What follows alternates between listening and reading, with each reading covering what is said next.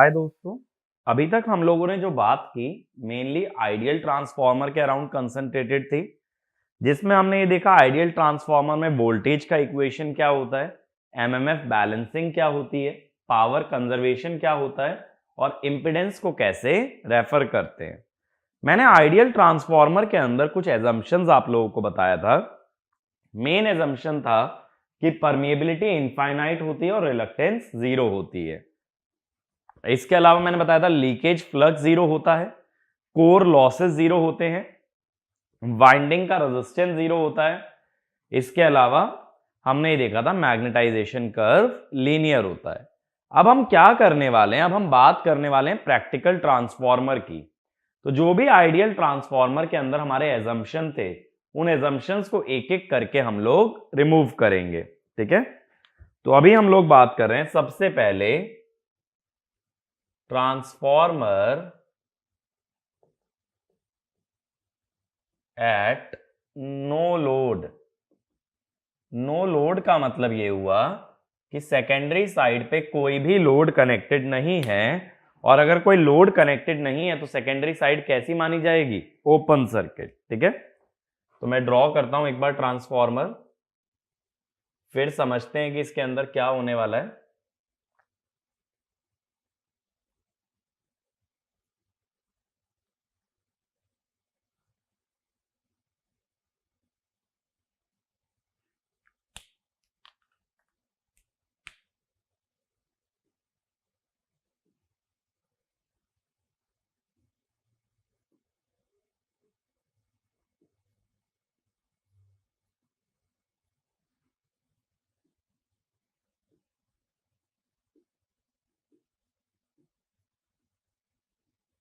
ठीक है, यहां पे कोई लोड कनेक्टेड नहीं है, लेकिन इस साइड पे मैंने एक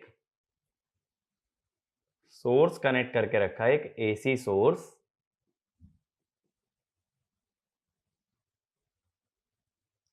ठीक है, और ये एसी सोर्स एक करंट हमारा दे रहा है, वो करंट है suppose I not.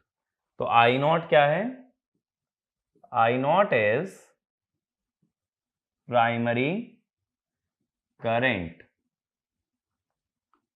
Eight no load. अब देखो, हमें ये चीज समझनी है कि नो लोड पे करंट आ क्यों रहा है। पहली बात तो, जब मैं बात प्रैक्टिकल ट्रांसफार्मर की करता हूं, तो प्रैक्टिकल ट्रांसफार्मर में परमिएबिलिटी फाइनाइट होगी। Practical transformer mu is finite. अगर म्यू फाइनाइट है तो जो रिलक्टेंस होगी एल बाय म्यू ए, ये वैल्यू भी एक फाइनाइट नॉन जीरो वैल्यू होगी।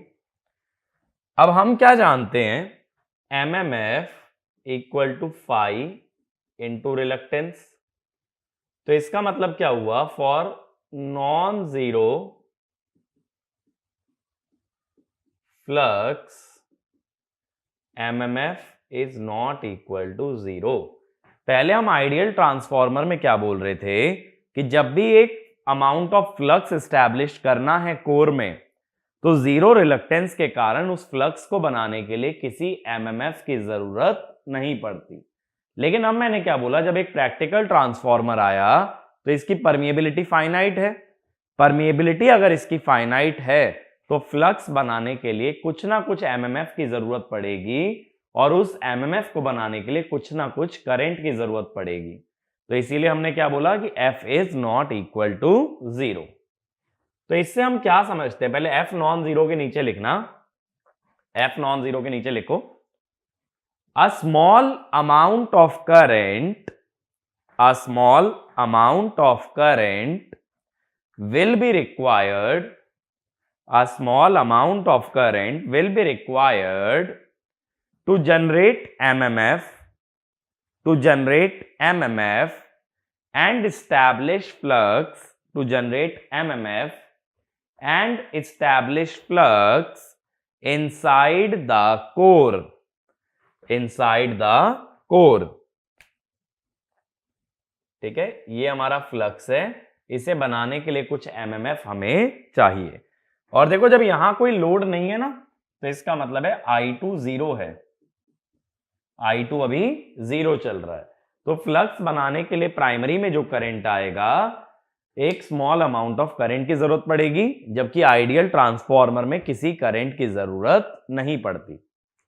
तो इसका मतलब है बिना कोई लोड लगाए कुछ ना कुछ करंट तो सोर्स से आने वाला है, और उसका एक हिस्सा किसकी वजह से है, टू एस्टैब्लिश फ्लक्स। तो अगला पॉइंट लिखना, the current required to establish flux, the current required to establish flux or magnetic field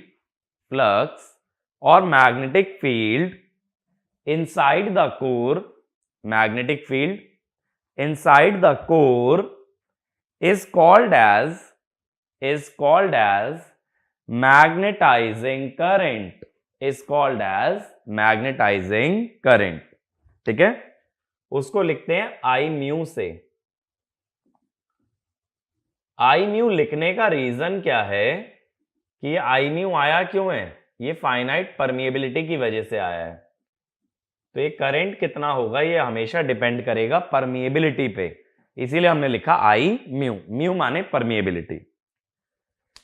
ठीक है, अब क्या होता है देखो, जब करंट एसी लगाओगे तो मैग्नेटिक फील्ड भी एसी बनेगी, और एसी मैग्नेटिक फील्ड के कारण ये जो आयरन का कोर है या फेरोमैग्नेटिक कोर है, जो सीआरजीओ स्टील है, इसके अंदर दो लॉसेस आते हैं, हिस्टेरेसिस लॉस और एडी करंट लॉस। ये लॉसेस का नेचर क्या है जैसा मैंने बताया था, ये आगे चल के देखा जाएगा, बट अभी के लिए एक पॉइंट लिखो, when the source is alternating,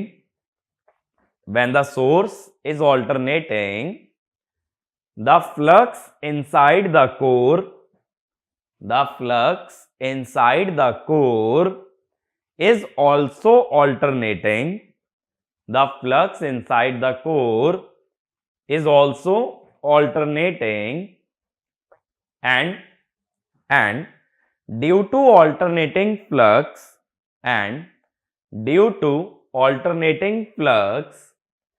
there is power loss, due to alternating flux there is power loss inside the core of transformer, there is power loss inside the core of transformer called as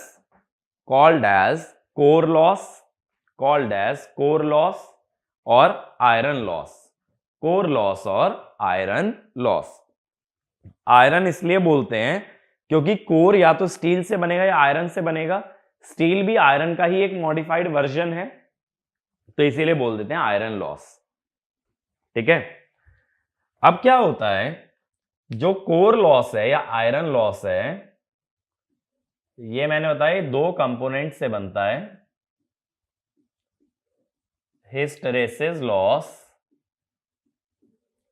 और दूसरा eddy current loss. ये दोनों derive करेंगे आगे चल के, अभी के लिए नाम तक ही रखो। और ये ध्यान रखना, एवरी पावर लॉस या एनर्जी लॉस,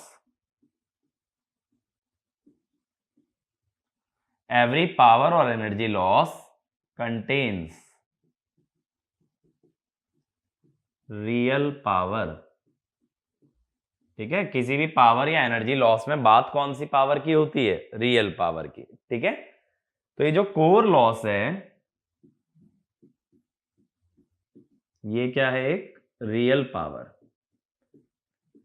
देखो क्या होता है, रियल पावर कौन सी पावर होती है, जो पावर एक फॉर्म से दूसरी फॉर्म में कन्वर्ट की जा सके, और जो स्टोर्ड एनर्जी है उससे रिप्रेजेंट करते हैं रिएक्टिव पावर को, या ये कह दो स्टोर्ड एनर्जी को रिप्रेजेंट करता है रिएक्टिव पावर। तो लॉसेस जो होते हैं वो क्या करते हैं कि ये इलेक्ट्रिकल एनर्जी को हीट में कन्वर्ट कर रहे हैं। जब भी एनर्जी एक फॉर्म से दूसरे फॉर्म में कन्वर्ट होगी तो वहां कौन सी पावर की बात होगी, रियल पावर की। तो यहां एनर्जी इलेक्ट्रिकल से किस में कन्वर्ट हो गई है, हीट में। और अगर ये कोर हीट प्रोड्यूस करेगा या कोर गर्म होने लगेगा तो वहां कौन सी पावर की बात की जाएगी? रियल पावर की। ठीक है, अब आगे समझते हैं। देखो, अब अगर मैं फेजर डायग्राम पे जाता हूं तो हमने क्या बनाया था? देखो, आई म्यू और फाई। मैंने पहले ही बताया था ना, आई म्यू जब ईएमएफ डिराइव किया था, फिर हमने क्या बनाया था? E1 E2। मैं स्टेप अप एज्यूम कर रहा हूं, यानी एज्यूम क्या किया गया है? N2 greater than N1। फिर हमने बनाया था V1 जो कि था -E1। अब एक चीज देखो, ये V1 से जो आई म्यू है ये 90 डिग्री लैग कर रहा है ना, 90 डिग्री लैग कर रहा है, ये बात सही है? ठीक है, अगर कोई भी करंट वोल्टेज से 90 डिग्री लैग करता है तो उसमें रियल और रिएक्टिव पावर कितनी होगी? मैं पी म्यू लिख रहा हूं, V आई म्यू cos 90 यानी 0, VI cos फाई, V आई म्यू sin 90 यानी V इंटू आई म्यू। इसका मतलब क्या हुआ? जो मैग्नेटाइजिंग करंट है, यानी जो करंट फ्लक्स बनाने के काम में आ रहा है, उसके साथ कौन सी पावर एसोसिएटेड है? रिएक्टिव पावर, ना कि रियल पावर। इसीलिए बहुत बार हम ये भी कह देते हैं कि फ्लक्स बनाने के लिए जो पावर का यूज होता है that is your reactive power. ठीक है, तो ये वाला एक पॉइंट लिखना। पहले यहां तक फेजर डायग्राम ड्रॉ कर लो और ये एक्सप्रेशन लिख लो P और Q का। तो इसमें लिखना the current establishing flux or magnetizing current, the current establishing flux or magnetizing current does not consume any real power,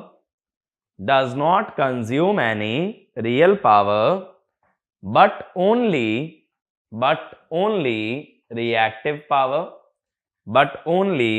reactive power, so we can say that reactive power in a transformer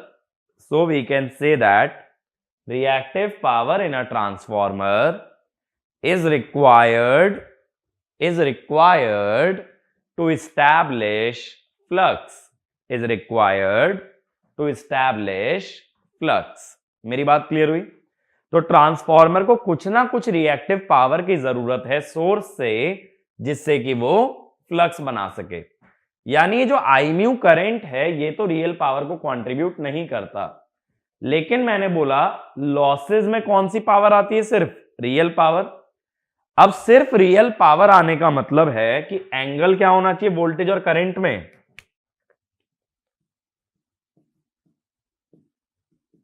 angle होना चाहिए 0 degree का। मेरी बात को समझो, losses होते हैं real power, तो वहां रिएक्टिव पावर क्या होनी चाहिए? 0। तो इसका मतलब एक ऐसा करंट भी होना चाहिए जो वोल्टेज के सेम फेज में हो, which will cause only real power consumption. तो अगला पॉइंट लिखना, since losses contain only real power,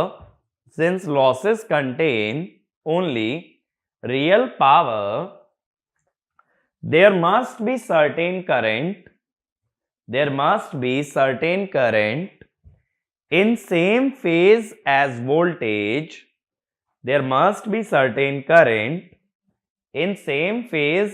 voltage, which only contributes real power, but not reactive power। तो देखो अब क्या पता चला कि दो करंट्स की जरूरत है। एक करंट जो फ्लक्स बनाएगा वो लेगा रिएक्टिव पावर, एक करंट जो कोर लॉस को रिप्रेजेंट करेगा और वो लेगा सिर्फ रियल पावर। तो जो दूसरा करंट मैं दिखा रहा हूं वो है IW वोल्टेज के सेम फेज में लिया जाता है। यानी अब प्राइमरी वाइंडिंग में आने वाले दो करंट हो गए आई म्यू और आई डब्ल्यू। ठीक है, तो इसके बाद लिखना two currents are supplied by the source, two currents are supplied by the source to primary winding. One is responsible for supplying core loss. One is responsible for supplying core loss, that is IW, and other for establishing flux, that is I mu. अब देखो एक ही wire में दो current आ गए आई mu और I W, तो इस wire में नेट करंट क्या आएगा? अगर एमीटर से मेजर करो दोनों का फेजर सम, तो मैं दोनों का फेजर सम कर रहा हूं, तो ये करंट होता है आई नॉट, जो मैंने अभी दिखाया भी है ना। आई नॉट मैंने क्या बोला था? No load current. तो नो लोड करंट दो करंट से जुड़ के बना है आई म्यू और आई डब्ल्यू। तो क्या होगा अगर प्राइमरी वाइंडिंग के साथ एक एमीटर लगा दो, वो ना तुम्हें आई डब्ल्यू बताएगा ना आई म्यू, वो हमेशा तुम्हें बताएगा आई नॉट। और वोल्टेज और करंट के बीच का एंगल ये होता है फाई नॉट या कॉस फाई नॉट को लिखा जाता है नो लोड पावर फैक्टर। और कहां देख रहे हो ये पावर फैक्टर? प्राइमरी पे। तो under no load condition voltage current के बीच के एंगल का अगर कॉस लेते हो that will represent no load power factor. अब देखो क्या होता है, सबसे पहले इस फेजर डायग्राम से हम क्या क्या चीजें समझ सकते हैं।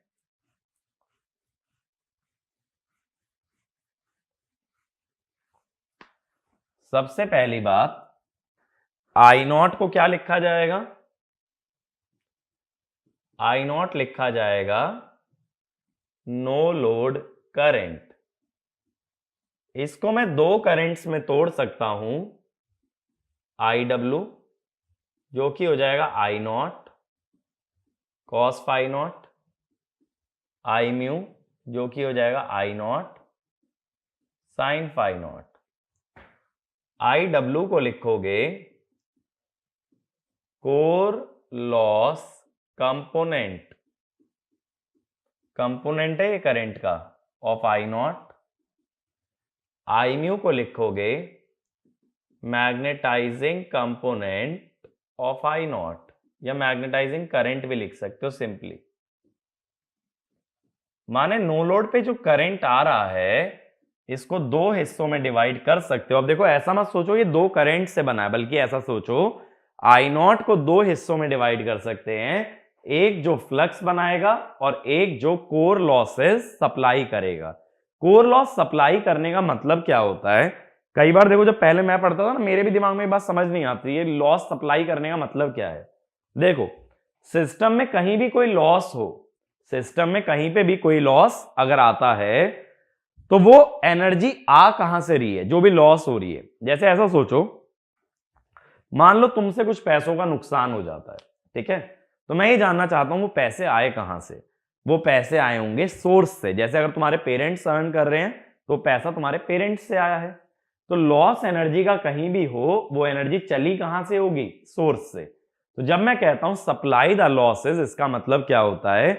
जो सिस्टम में लॉस आने वाला है उसके करस्पॉन्डिंग एनर्जी सोर्स से चलती है। ऐसा सोचना, देखो इलेक्ट्रिकल का एक बेसिक प्रिंसिपल हमेशा याद रखो, जितनी भी एनर्जी की रिक्वायरमेंट होती है उतनी एनर्जी सोर्स को डिलीवर करनी पड़ती है। ऐसा नहीं होता कि सोर्स से 1 जूल 100 जूल ऐसी एनर्जी आ गई, अब हम ये सोच रहे हैं इस 100 जूल का करना क्या है। ऐसा नहीं है, बल्कि हमें क्या पता होना चाहिए कि हमारी रिक्वायरमेंट कितनी है, और फिर उस रिक्वायरमेंट को फुलफिल करने का काम है सोर्स का। तो अगर 100 वॉट का लॉस आ रहा है तो अब ये सोर्स की जिम्मेदारी है उस 100 वॉट को सप्लाई करना, और वो सप्लाई जो करंट करता है that is your I W. यानी जैसे ही सोर्स को मालूम चलता है लॉस आ रहा है तो एक एक्स्ट्रा करंट भेजेगा which is equal to I W. और अगर उस कोई लॉस नहीं आ रहा होता तो ये IW की जरूरत नहीं पड़ती। ठीक है, तो I नॉट क्या है, नो लोड करंट है जिसके अंदर दो करंट छुपे हैं, IW और I म्यू। अब देखो जनरली होता क्या है,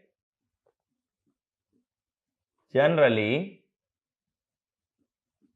I mu is much greater than IW, IW से काफी बड़ा होता है। अब ये वाला ट्राइंगल देखना OAB, तो इन ट्राइंगल OAB अगर ये ट्राइंगल देखा जाए, मैं तुमसे tan फाई नॉट अगर पूछूं तो tan फाई नॉट क्या होगा, परपेंडिकुलर बाय बेस। परपेंडिकुलर तो यही वाली हाइट होगी ना, और बेस होगा IW, तो इसका मतलब है फाई नॉट इज हाई। जब I म्यू बहुत बड़ा है IW से तो फाई नॉट हाई होता है, ये जनरली 70 से 75 डिग्री तक चला जाता है। इसी वजह से जो कॉस फाई नॉट है ये 0.2 लैग के आसपास चलता है। लैग क्यों, क्योंकि वोल्टेज से करंट क्लॉकवाइज डायरेक्शन में आया, और क्लॉकवाइज में आया तो ये करंट क्या हो गया, लैगिंग इन नेचर। तो नो लोड पे पावर फैक्टर बहुत ही पुअर होता है। पावर फैक्टर पुअर होने का मतलब क्या हुआ कि reactive power dominates real power. और ये तो देखो होगा भी ना, क्योंकि हमने क्या बोला है, कौन सा करंट डोमिनेट कर रहा है, I म्यू। I म्यू अगर डोमिनेट कर रहा है, और अभी हमने बोला था I म्यू कौन सी पावर लेता है, रिएक्टिव, IW कौन सी लेता है, रियल। तो इसका मतलब है reactive power is much larger than real power. ये बात मेरी क्लियर हुई, ठीक है ना। अब इसका एक पॉइंट और लिखो, the magnetizing current is approximately, the magnetizing current is approximately 4 to 6% of full load current, 4 to 6% of full load current, whereas IW is approximately 1 to 2% of full load current, 1 to 2% of full load current. अब ये full load current क्या चीज है, तो ये वाला भी एक पॉइंट लिखो, full load current is the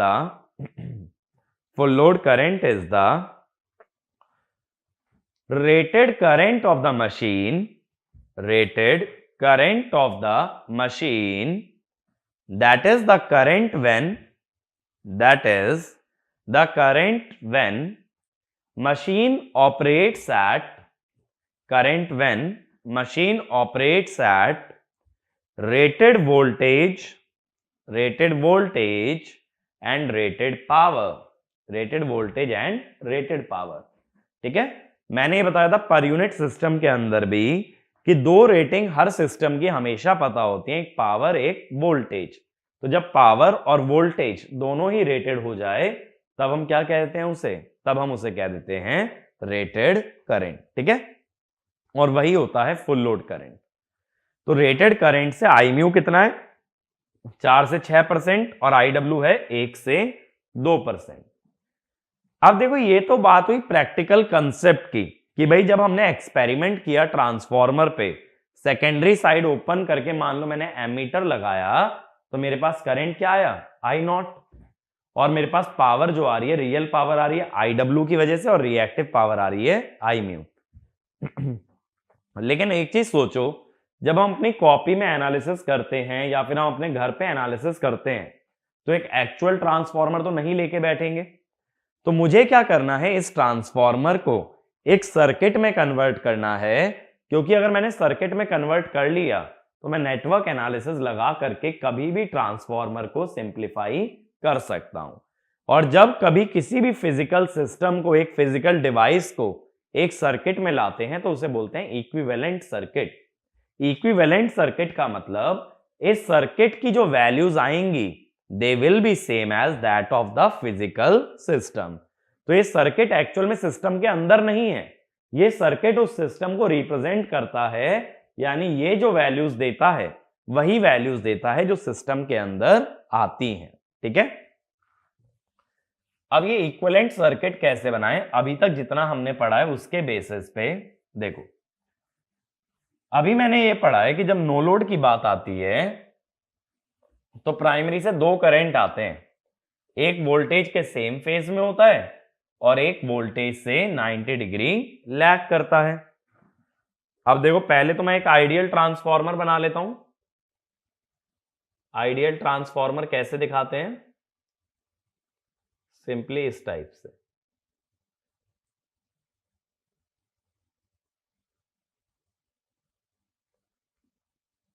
ऐसे ही होता है ना। अब मैं नो लोड की बात कर रहा हूं, इसका मतलब है I2 को मैंने रखा है 0।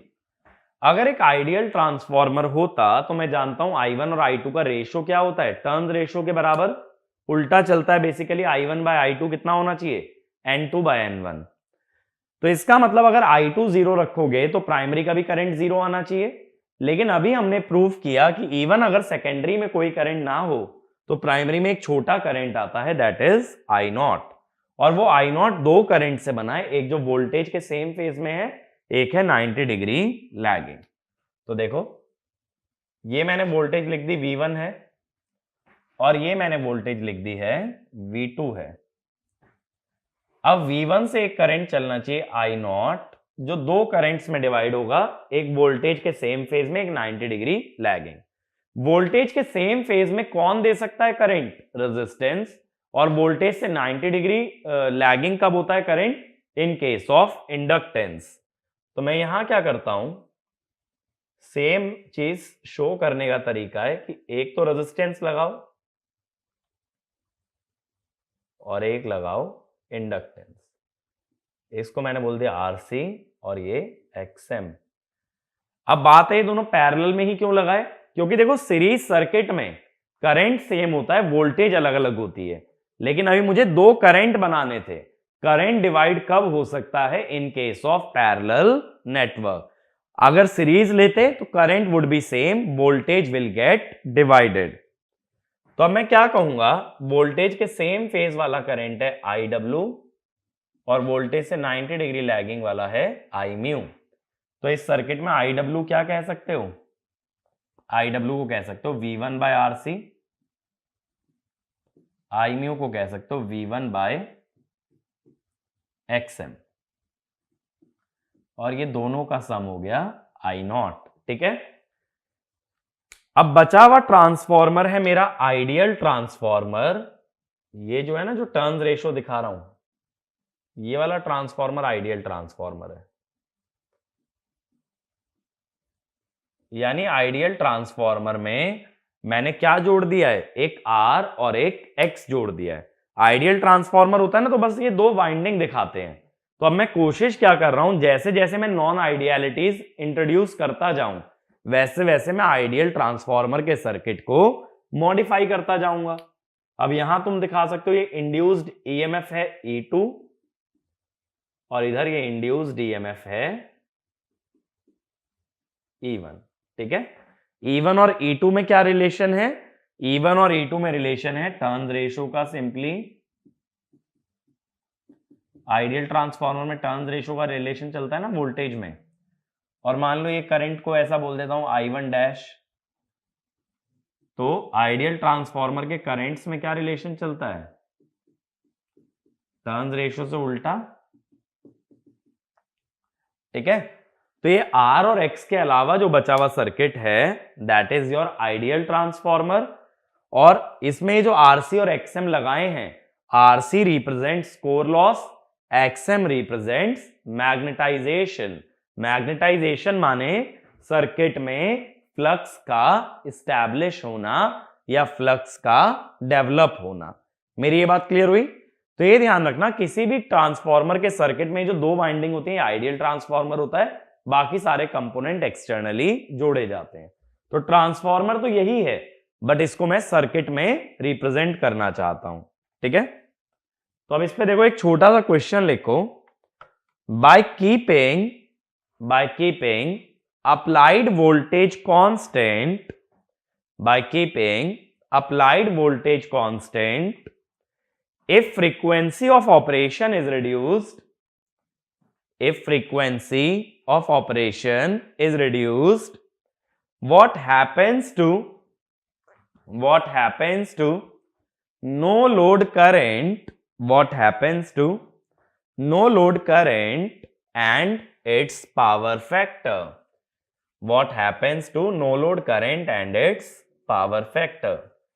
तो एक बार वीडियो पॉज करो और ये डिराइव करने की कोशिश करो कि करंट इंक्रीज डिक्रीज या constant, power factor increase decrease या कांस्टेंट। ठीक है, अब जो लोग ट्राई कर चुके हैं हम इस क्वेश्चन का अप्रोच समझने की कोशिश करते हैं। हमने ये पढ़ा था ईएमएफ होता है 4.44 FN5, ठीक है, इसी को वोल्टेज कह देते हैं। तो ये कह सकते हैं ना, flux is proportional to voltage by frequency. अब हमने ये बोला है कि voltage is constant and frequency is reduced. अगर वोल्टेज कांस्टेंट है, फ्रीक्वेंसी डिक्रीज की गई तो फ्लक्स इंक्रीजेस। अब देखो हम आगे चल के देखेंगे जो कोर लॉस होते हैं ना, ये फ्लक्स स्क्वायर के प्रोपोर्शनल होते हैं। तो इसका मतलब क्या हुआ कि कोर लॉस भी इंक्रीज होगा। कोर लॉस को हमने कैसे लिखा है, इसको हमने लिखा है V1 इंटू IW। अब वोल्टेज तो कांस्टेंट रखी है, इसका मतलब IW बढ़ेगा। अब MMF होता है फ्लक्स इंटू रिलक्टेंस। रिलक्टेंस तो चेंज होगी नहीं, L बाय म्यू है, बट फ्लक्स बढ़ने से MMF बढ़ेगा। MMF अगर बढ़ेगा तो I म्यू बढ़ेगा, क्योंकि N इंटू I म्यू से लिख देते ना, तो MMF बढ़ने से I म्यू बढ़ता है। अब I म्यू और IW दोनों बढ़ रहे हैं, दोनों 90 डिग्री पे हैं। तो बताओ यहां से I नॉट क्या लिख सकते हो इस फेजर डायग्राम से? I नॉट लिख सकते हो रूट ओवर IW का स्क्वायर प्लस I म्यू का स्क्वायर। जब दोनों ही बढ़ रहे हैं तो I नॉट भी बढ़ेगा। बट हम ये जानते हैं कि I म्यू हमेशा IW को डोमिनेट करता है। I म्यू अगर IW को डोमिनेट करता है, माने चेंज इन I म्यू ज्यादा ही होगा चेंज इन IW से। अगर I म्यू बढ़ गया तो रिएक्टिव पावर ज्यादा बढ़ेगी रियल पावर के मुकाबले। रिएक्टिव पावर अगर ज्यादा बढ़ती है तो पावर फैक्टर कम होगा। तो तुम ये कह सकते हो नो लोड करंट बढ़ता है बट पावर फैक्टर कम होता है। इसमें एक ही रिलेशन है जो तुम पहले से नहीं जानते, ये है कोर लॉस वाला। ठीक है, लेकिन ये चीज जब कोर लॉस पढ़ेंगे तब कवर कर लेंगे। बाकी का एनालिसिस क्लियर होना चाहिए। आई म्यू इंक्रीज होने का मतलब रिएक्टिव पावर का बढ़ना, IW इंक्रीज होने का मतलब रियल पावर का बढ़ना। ठीक है, तो हम बोलेंगे no load current increases but power factor decreases. ठीक है, इसी पे एक और क्वेश्चन ट्राई करो। क्वेश्चन लिखो, find active and reactive components, find active and reactive components of no load current and the no load current of a 440 by 220 volt 440 by 220 volt transformer, 440 by 220 volt transformer, if power input in HV winding, if power input in HV winding is 80 watt, if power input in HV winding is 80 watt,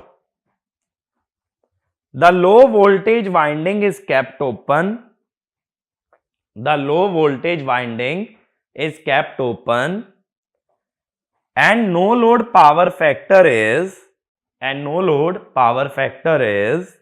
0.3 lag, 0.3 lag। तो एक बार video pause करके derive करो कि answer क्या आना चाहिए, ठीक है। तो आंसर कैलकुलेट करो, फिर हम इसका सॉल्यूशन देखेंगे।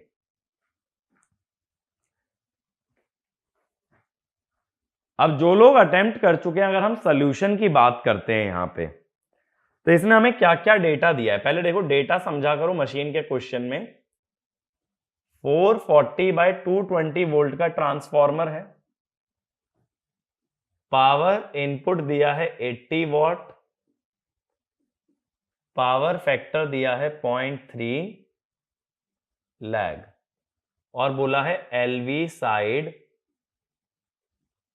इज केप्ट ओपन, ठीक है। एलवी साइड का मतलब 220 वोल्ट वाली साइड, और 440 वाली पे हमने सप्लाई लगाई होगी।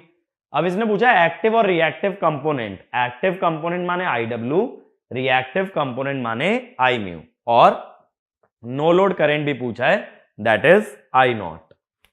तो अब मैं क्या कहता हूं, रियल पावर होती है V I not cos phi naught, V I cos phi.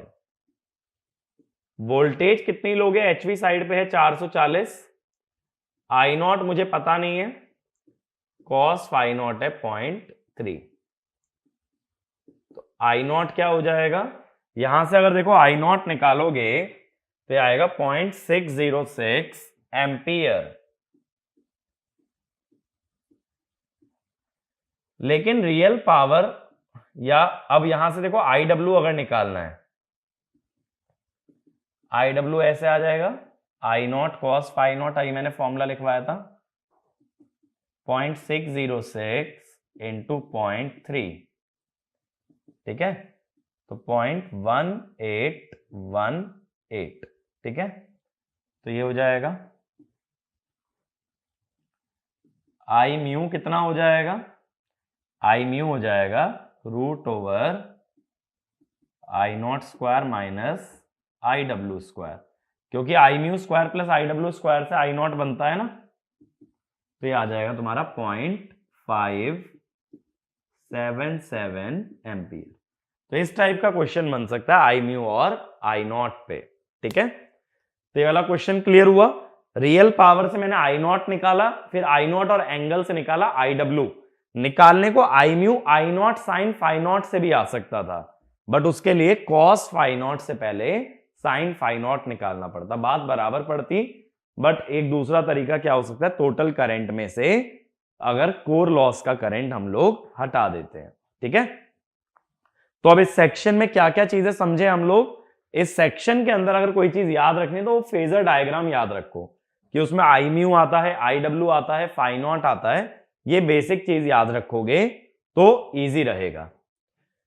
अब नेक्स्ट लिखना, next heading, semi ideal transformer, semi ideal transformer on load, semi ideal transformer on load.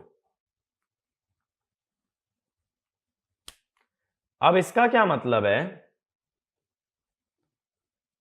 Semi ideal का मतलब ना तो ये कंप्लीटली आइडियल है, ना ही ये कंप्लीटली नॉन आइडियल है। हम ये मान रहे हैं कि ट्रांसफॉर्मर में हमने आई नॉट ले रखा है और अब हमने लोड लगा दिया, ठीक है। अब बात है जबकि हम लोग लोड लगा चुके हैं। मेरी ये बात क्लियर है, ट्रांसफॉर्मर के अंदर लोड लग चुका है, बट अभी हमने सिर्फ नॉन आइडियलिटी कौन सी कंसीडर की है, आई म्यू और आई डब्ल्यू। तो इसमें लिखना, it means that a finite permeability transformer, it means that a finite permeability transformer is supplying a load on the secondary side,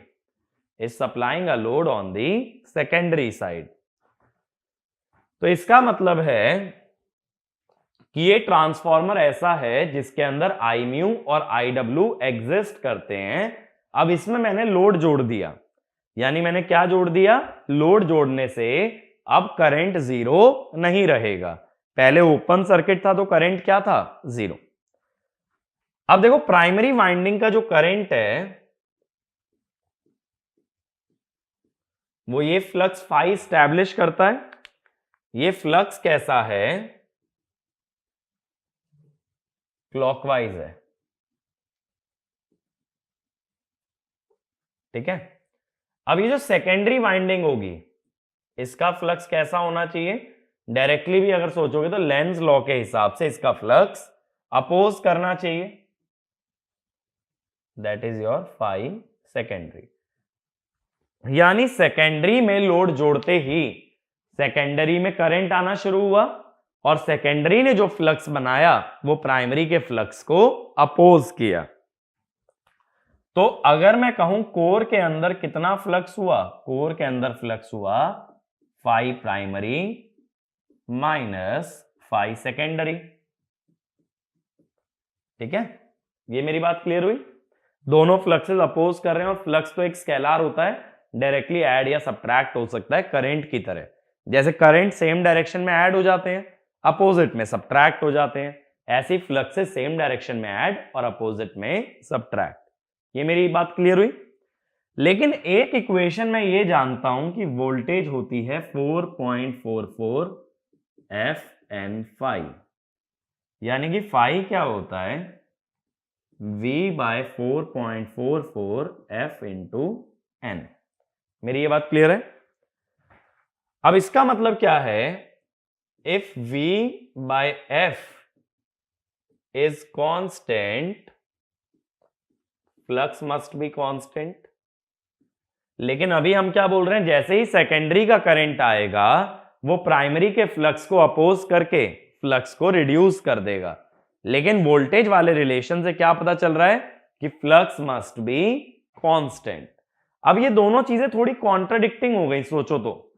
एक तरफ हम कह रहे हैं कि सेकेंडरी में करंट आने से फ्लक्स कम हो जाएगा, फिर वोल्टेज वाली इक्वेशन हमें बता रही है कि फ्लक्स रहना चाहिए कांस्टेंट। अब इसको एक्सप्लेन कैसे करते हैं, देखो हम ये कहते हैं कि transformer is a constant flux device. Constant flux device का मतलब जब तक V और F का रेशियो कांस्टेंट रहे फ्लक्स कांस्टेंट रहना चाहिए। लेकिन फिर यह दिक्कत है कि जब सेकेंडरी उसे अपोज करेगी तब क्या होगा। मैं कहता हूं मान लो प्राइमरी का फ्लक्स था 5, सेकेंडरी ने अपोज किया 2, तो अब कितना रह गया टोटल फ्लक्स, 3। पहले प्राइमरी का 5 था, 5 माइनस 2 रह गया 3, जबकि इक्वेशन कह रही है 5 ही रहना चाहिए। 5 कब रहेगा, जब प्राइमरी का हो जाए 7, 7 माइनस 2 कितना हो जाएगा, 5। इसका मतलब अगर सेकेंडरी फ्लक्स को कम करने की कोशिश करती है तो फिर यह प्राइमरी की जिम्मेदारी है कि वो सेकेंडरी के इफेक्ट को कैंसिल करने के लिए ज्यादा फ्लक्स बनाए, ठीक है। जैसा वैसा सोचो, एक रियल लाइफ एग्जांपल लेते हैं। बहुत सारे बच्चे होते हैं जो लाइफ में स्ट्रगल करते हैं, करियर वाइज स्ट्रगल करते हैं। तो इसको कैसे समझ सकते हो कि जितना ज्यादा तुम्हारी लाइफ में स्ट्रगल आए, जितनी ज्यादा डिफिकल्टीज तुम्हें फेस होंगी, उतना ही ज्यादा तुम्हें एफर्ट डालना है उन्हें काउंटर करने के लिए। अगर तुमने एफर्ट नहीं डाला, तुमने अपना एफर्ट कांस्टेंट रखा जबकि डिफिकल्टीज बढ़ रही हो, तो तुम्हारा परफॉर्मेंस गिरता जाएगा। तो जितना ज्यादा डिफिकल्टी उतना ज्यादा एफर्ट। सेम चीज हम बोल रहे हैं, जितना सेकेंडरी अपोज करे उसे कैंसिल करने के लिए प्राइमरी अपने फ्लक्स को उतना ही बढ़ा ले, उतना ही इंक्रीज कर ले, और इसको बोलते हैं compensation effect.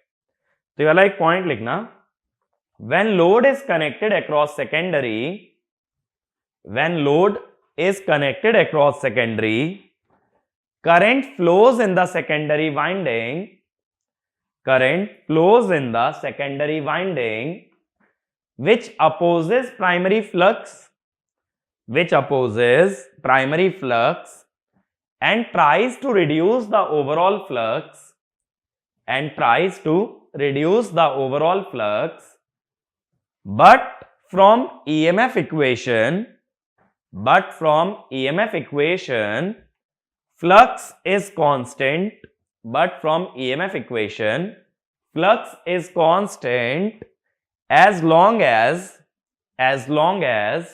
V upon F as long as V upon F is constant, as long as V upon F is constant, so flux should not depend on the load.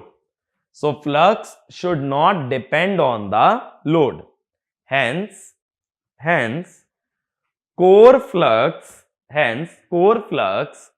should be same. Core flux should be same at load as well as at no load. At load as well as at no load. अब ये मत सोचना transformer का flux हमेशा constant रहेगा. तुम क्या समझोगे? लोड लगाने से फ्लक्स नहीं बदलना चाहिए. फ्लक्स नहीं बदलने का मतलब ये कभी मत समझना कि फ्लक्स इज कांस्टेंट. इसका मतलब है जब फ्लक्स है φm sin ओमेगा t, इसका φm कांस्टेंट है. ऐसा नहीं कि फ्लक्स एक फ्लैट वेव बन गई है. बहुत लोग ये मिसकंसेप्शन ले लेते हैं कि कांस्टेंट फ्लक्स का मतलब फ्लक्स फ्लैट है. इसका मतलब है फ्लक्स साइनोसॉइडल है लेकिन उसकी पीक कांस्टेंट है. अब देखो, मैंने बोला कि फ्लक्स लोड पे डिपेंड नहीं करता. Phi is independent of load. मेरी बात क्लियर हो रही है? इसका मतलब flux at no load is same as flux at load. ठीक है. अब इसका क्या मतलब हुआ? Phi naught equal to phi load. Phi load कितना है? Phi primary minus phi secondary. देखो नो लोड पे क्या होगा? सेकेंडरी में तो करंट था नहीं, तो नो लोड पे फ्लक्स सिर्फ किसका था? प्राइमरी का. उसको मैंने लिखा फाई नॉट. तो अब फाई प्राइमरी क्या हो जाएगा? Phi naught plus phi secondary. अब दोनों तरफ रिलक्टेंस मल्टीप्लाई कर लो. कोर की रिलक्टेंस तो सेम ही है ना.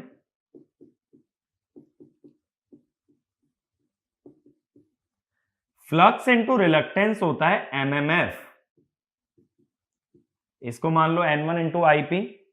नो लोड फ्लक्स पे नो लोड एमएमएफ होगा N1 I नॉट. सेकेंडरी का एमएमएफ होगा N2 I सेकेंडरी, या इसको ऐसा कर लो I1 I2. ठीक है. अब ये नई इक्वेशन आ गई एमएमएफ बैलेंसिंग की. आइडियल ट्रांसफार्मर में सिर्फ थी N1 I1 equal to N2 I2, लेकिन अब एक टर्म आ गई N1 I नॉट, क्योंकि यहां पे एक एडिशनल करंट है I नॉट. अगर N1 से दोनों साइड डिवाइड कर दिया जाए तो I1 हुआ I naught plus N2 by N1 into I2. इसको लिख देते हैं I naught plus I1 dash. अब ये चीज सर्किट में शो करूंगा ना तो तुरंत क्लिक कर जाएगी कि हम लोग बात क्या कर रहे हैं यहां पे. ठीक है. तो प्राइमरी में अब दो करंट्स आएंगे, एक तो नो लोड करंट और एक I1 डैश. तो हम ये कह देते हैं, यहां लिखने के बाद ना एक पॉइंट लिखो, I1 dash is additional current flowing in the primary. I1 dash is additional current flowing in the primary to counter the effect of secondary flux, to counter the effect of secondary flux or secondary MMF, secondary flux or secondary MMF, and it is called as compensation effect. It is called as compensation effect. मेरी बात यहां तक clear हुई? अब दूसरी चीज समझो. एक तरीका तो ये हुआ कि कांस्टेंट फ्लक्स की अगर बात करें या ट्रांसफार्मर को अगर कांस्टेंट फ्लक्स डिवाइस बोलें. अगेन समझा रहा हूं, बहुत लोग ऐसा सोचते हैं कांस्टेंट फ्लक्स डिवाइस का मतलब फ्लक्स बदल नहीं सकता. फ्लक्स बदल सकता है अगर वोल्टेज या फ्रीक्वेंसी चेंज करो, बट फ्लक्स लोड के साथ नहीं बदलेगा. लोड तुम छोटा लगाओ बड़ा लगाओ मत लगाओ, उस पर फ्लक्स डिपेंड नहीं करता. इस स्टेटमेंट का मतलब यह है. Transformer is a constant flux device. मेरी बात क्लियर है? अब दूसरा तरीका समझो। पहले हमने बोला, अभी मैंने ये चीज समझाया था, इलेक्ट्रिकल का बेसिक प्रिंसिपल क्या है कि जितनी एनर्जी रिक्वायर्ड होती है सोर्स को उतनी ही एनर्जी देनी पड़ती है। अभी जब हमने पिछला केस डील किया तो मैंने बोला सोर्स को रिएक्टिव पावर देनी पड़ी फ्लक्स बनाने के लिए, रियल पावर देनी पड़ी लॉसेस सप्लाई करने के लिए। लेकिन अब एक चीज सोचो, जब लोड लग गया तो लोड भी तो कुछ पावर मांगेगा भाई, वरना लोड लगाने का फायदा क्या? लोड का मतलब क्या है? जैसे मान लो इलेक्ट्रिसिटी कंपनी के लिए हमारे घर की ट्यूबलाइट, फैन, एसी, ये सब लोड है। अगर ये सब लोड है, ये भी कुछ पावर कंज्यूम करेगा, और ये पावर भी कहां से आनी चाहिए? सोर्स से। तो अब देखो सोर्स से कौन कौन सी पावर आनी चाहिए? कोर लॉस, फ्लक्स बनाने के लिए रिएक्टिव पावर, और लोड ने जो भी पावर मांगी है, रियल हो या फिर रिएक्टिव। तो इसके हम लोग क्या समझते हैं कि अब सोर्स से एडिशनल पावर आएगी लोड वाली, और उस एडिशनल पावर का मतलब additional current, that is I1 dash.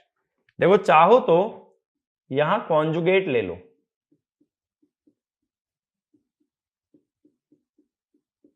इस चीज को मैथमेटिकली देखने के लिए ना कॉन्जुगेट ले लो, दोनों तरफ V1 से मल्टीप्लाई कर दो।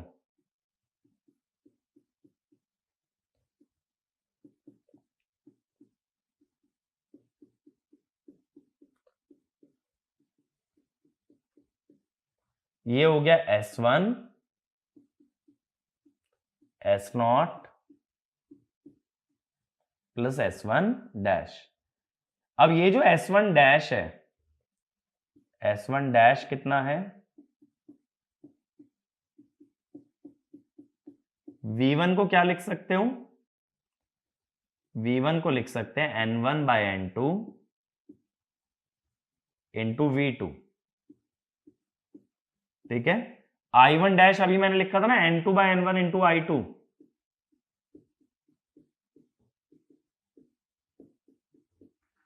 N1 बाय N2 और N2 बाय N1 कैंसिल हो गए, V2 I2 कॉन्जुगेट, माने जो पावर लोड ले रहा है, ये पावर है तुम्हारी V2, सॉरी वोल्टेज है V2, ये वोल्टेज है V1, ये है I1। तो इसका मतलब क्या हुआ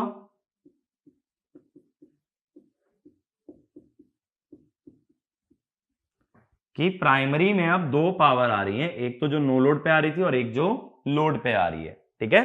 तो अब ये हो गया एनर्जी कंजर्वेशन। तो देखो आइडियल ट्रांसफॉर्मर के मुकाबले एमएमएफ बैलेंसिंग और एनर्जी कंजर्वेशन में चेंजेस आ गए। एमएमएफ में एक एक्स्ट्रा एमएमएफ आ गया N1 I0 नो लोड वाला, और पावर में भी एक एक्स्ट्रा पावर आ गई नो लोड वाली। तो अगला पॉइंट लिखना, the additional current carried by primary, the additional current carried by primary can also be understood, can also be understood in terms of, can also be understood in terms of extra power delivered by source, in terms of extra power delivered by the source to supply the load, to supply the load. Next point, under no load, under no load, source only supplies, source only supplies core loss, source only supplies core loss and reactive power to establish flux, core loss and reactive power to establish flux, but when load is connected, but when load is connected, source must supply power demanded by the load, source must supply power demanded by the load, ठीक है। तो load ने मांगी है S load, और ये S0 में क्या है? रियल पावर कोर लॉस वाली और रिएक्टिव पावर I म्यू वाली। तो S0 के अंदर दो चीजें हैं, कोर लॉस और I म्यू की पावर। मेरी बात क्लियर है यहां तक? आगे कंटिन्यू करें। अब देखो इसी का फेजर बनाते हैं। फेजर शुरू कैसे होता है? फ्लक्स होता है, फ्लक्स के सेम फेज में I म्यू होता है। अब बताते चलना क्योंकि ये फेजर कई बार देख चुके हूं। फिर फ्लक्स से लैगिंग क्या होगा, क्या बनाओगे जल्दी बोलो, E1 और E2। अब हमने फिर क्या मान रखा है, N2 ग्रेटर देन N1। अगला स्टेप, E1 से अपोजिट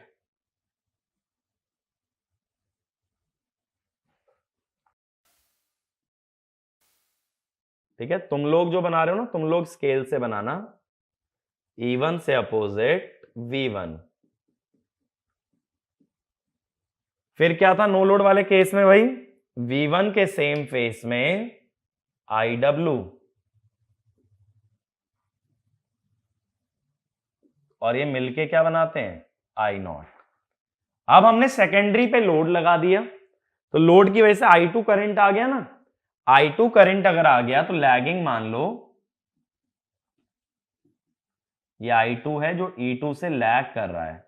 जैसे मैंने आइडियल ट्रांसफॉर्मर में ही बोला था ना, तो मैंने क्या माना है, लैगिंग पावर फैक्टर लोड, क्योंकि ज्यादातर जो लोड होते हैं ना वो लैगिंग पावर फैक्टर वाले ही होते हैं। अब देखो I1 मुझे चाहिए, I1 किससे बना है, I0 और I1 डैश। I1 डैश कितना है, N2 by N1 into I2। तो जैसे आइडियल ट्रांसफॉर्मर में बनाया था ना, इससे उल्टा बनाओ। उल्टा क्यों बना रहे हैं, क्योंकि I1 डैश I2 के इफेक्ट को कैंसिल कर रहा है या उसके MMF को कैंसिल कर रहा है, ठीक है। तो I1 डैश बन गया। अब I1 डैश और I0 को जोड़ देने से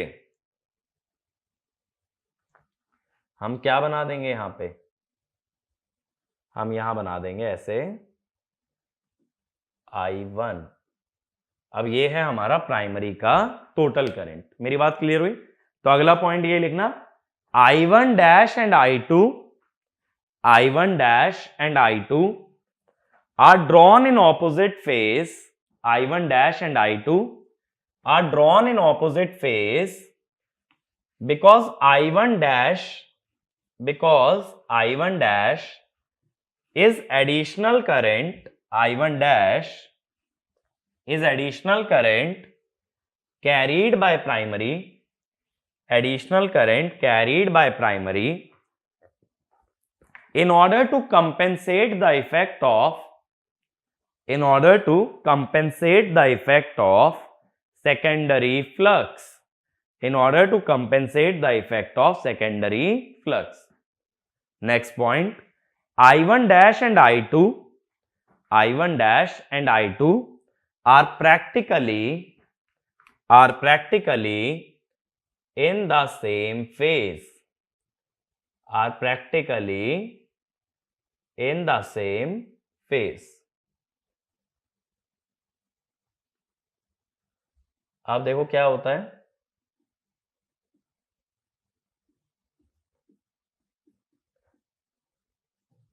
अभी तक हम सर्किट कितना समझ चुके थे, हम ये बात समझ चुके थे कि वोल्टेज के पैरेलल में एक रेजिस्टेंस आता है और एक रिएक्टेंस आता है, ठीक है। यहां का वोल्टेज रहता है V1, यहां का वोल्टेज रहता है V2,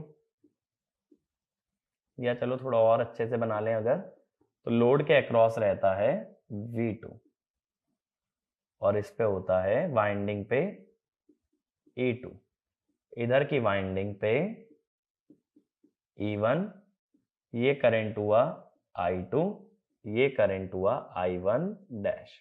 मैंने क्या बोला था भाई कि ये जब भी दो वाइंडिंग ड्रॉ करोगे तो इतना वाला जो पार्ट होता है ना,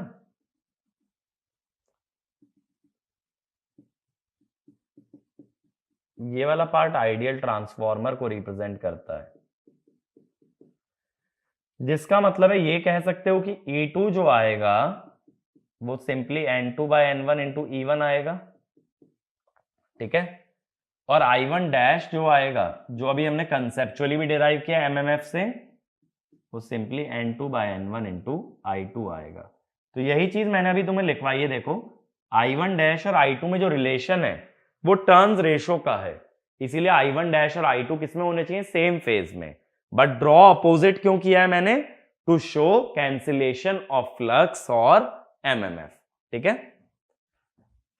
अब यहां जाने वाला शंट ब्रांच में जाने वाला करंट होता है आई नॉट, जिसके दो कंपोनेंट होते हैं आई डब्ल्यू और आई म्यू। केसीएल लगाओगे तो यहां से करंट आएगा I one dash plus I not. ठीक है, तो यही चीज अभी हमने कंसेप्चुअली निकाली थी एमएमएफ के टर्म में कांस्टेंट फ्लक्स के बारे में बात करके। तो मैंने बताया आई वन डैश आने के दो रीजन मैंने बताए। एक तो एनर्जी कंजर्वेशन से बताया, जब लोड पावर मांगेगा तो उतनी पावर सोर्स को देनी पड़ेगी। दूसरा रीजन मैंने तुम्हें दिया कांस्टेंट फ्लक्स करके कि जब तक वी और एफ कांस्टेंट है फ्लक्स नहीं बदल सकता। और यही चीज तुम सर्किट में भी देख सकते हो। अगर ये रियलाइज करते वाला हिस्सा आइडियल ट्रांसफॉर्मर है तो जब I2 फ्लो करेगा उसके करस्पॉन्डिंग एक करंट प्राइमरी में भी फ्लो करेगा। अच्छा, एक प्रिंसिपल और लिखना ट्रांसफॉर्मर के अंदर, एक बहुत जरूरी बात। In a transformer secondary voltage is produced due to primary voltage, but primary current is produced due to secondary current. यानी सेकेंडरी पे वोल्टेज आती है प्राइमरी की वजह से, बट प्राइमरी पे करंट आता है सेकेंडरी की वजह से। और ये जनरल इलेक्ट्रिकल का प्रिंसिपल भी है कि वोल्टेज बनाने के लिए जिम्मेदार होता है सोर्स और करंट के लिए लोड। जितना करंट हम डिमांड करेंगे सोर्स से उतना ही करंट आएगा, लेकिन सोर्स जितनी वोल्टेज भेजेगा उतनी ही वोल्टेज हमें मिलेगी। या नेटवर्क के बेसिक प्रिंसिपल से सोचो, कोई भी वोल्टेज सोर्स है तो उसका वोल्टेज फिक्स होता है, करंट नहीं। Current always depends on load. तो मैंने क्या बोला, अगर एक ट्रांसफॉर्मर आइडियल देखोगे तो I2 की वजह से क्या बना I1 डैश, इसमें गया I नॉट, तो प्राइमरी से दोनों का सम आया। तो इसमें जो मैंने टर्म यूज किया ना कंपेंसेशन इफेक्ट, ये टर्म याद रखना। कंपेंसेशन इफेक्ट क्या होता है कि जब सेकेंडरी फ्लक्स को कम करने की कोशिश करती है तो उतना ही additional flux primary winding develop करती है, ताकि सेकेंडरी के इफेक्ट को कैंसिल करके फ्लक्स को कांस्टेंट रख पाए। ठीक है, तो आज के लेक्चर में हम इतना ही कवर करेंगे। अब ये देखो समझने वाली बातें क्या क्या सीखी आज हमने पढ़ा IW और IMU का कॉन्सेप्ट कि IW कौन सा करंट है, कोर लॉस वाला। IMU है जो फ्लक्स बनाता है। IMU रिक्वायर करता है रिएक्टिव पावर, IW को चाहिए रियल पावर। IW और IMU मिलके बनाते हैं I नॉट। तो अगर तुम फेजर इतना बना सकते हो तुम हर बार बात कर सकते हो। देखो मैंने ये भी दिखाया था ना पिछले फेजर में कि V1 और I नॉट के बीच का एंगल फाई नॉट, और अब मैं एक दिखा देता हूं V1 I1 के बीच का एंगल फाई 1। तो हम ये जानते, दिख रहा है ना फेजर में phi 1 less than phi naught, तो लिख लेना ये चीज। तो लोड लगाने पे पावर फैक्टर इंप्रूव हो जाता है। ठीक है, जितना छोटा एंगल कॉस उतना ही बड़ा आएगा। अब ये तो बेसिक मैथ्स है। ठीक है, तो फिर हमने क्या पढ़ा कि जब ट्रांसफॉर्मर पे लोड लगा दें तो प्राइमरी में एक एडिशनल करंट आता है which is a reflection of secondary current. तो टोटल प्राइमरी करंट होता है सेकेंडरी का reflection plus no load current, that is your total primary current. तो आज हमने इतना ही कवर किया है। कंपेंसेशन इफेक्ट टर्म याद रखनी है, IW IMU याद रखना है, या बेसिक अगर फेजर भी समझ जाओ तो फेजर से तुम सारे इस तरह के क्वेश्चन सॉल्व कर सकते हो। ठीक है, आगे चल के हम लोग अगले लेक्चर के अंदर ट्रांसफॉर्मर की और कुछ आइडियलिटीज को रिमूव करेंगे, जैसे वाइंडिंग रेजिस्टेंस, लीकेज, इन सब के बारे में बात करेंगे। ठीक है, अभी के लिए इतना ही काफी है। एक बार इसी को ध्यान से समझो, जितने सर्किट तक अभी हम पहुंचे इस सर्किट को समझने की कोशिश करो, फिर अगले लेक्चर पे मूव करना। Thank you.